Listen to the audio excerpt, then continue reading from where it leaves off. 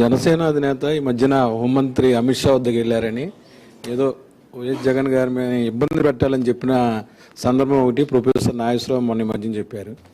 అయితే అమిత్ షా చివాట్లు పెట్టి రాజకీయాల్లో నమ్మదగిన వ్యక్తి చంద్రబాబు కంటే జగనే బెటర్ అని అన్నట్టు కూడాను ఆయన అన్నారు.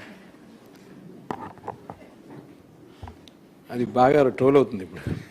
అది ఆయన చూసిన ఆయనకు తెలిసిన ఎక్స్పీరియన్స్తో ఆయన చెప్తా ఉన్నాడు. చంద్రబాబు నాయుడును చూసినాడు, జగన్ను చూసినాడు. ఇప్పుడు చంద్రబాబు నాయుడు గారి పాలన చూస్తూ ఉన్నాడు, జగన్ చేసిన పాలనను చూశాడు. ఆయనే కాదు, ప్రజలంతా కూడా చూసినారు.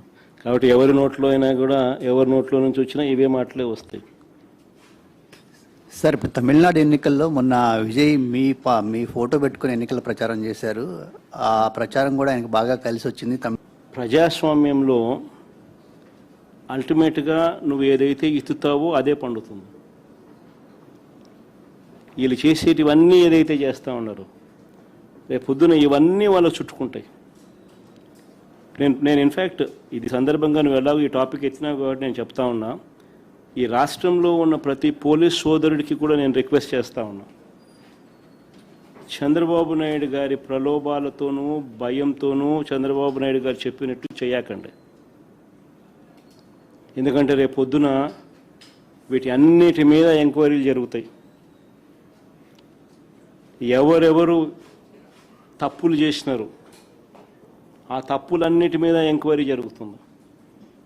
ఎంక్వైరీ జరిగి ఆ తప్పు చేసిన అధికారులందరినీ చట్టం ముందు నిలబెడతాం దోషులుగా. రిటైర్ పోయినా కూడా తీసుకొస్తాం. సప్త సముద్రాల అవతల ఉన్నా కూడా తీసుకొస్తాం. లుకౌట్ నోటీసులు ఇస్తాం. అన్ని రకాలుగా ఏమేం చేయాలని అన్ని చేస్తాం. అందుకనే గవర్నెన్స్లో ఉన్న వాళ్ళు ఖచ్చితంగా వేసే ప్రతి అడుగు కూడా రేపొద్దున ఇదే మనకు చుట్టుకుంటే ఎలా అని ఆలోచన చేసి వేయాలి.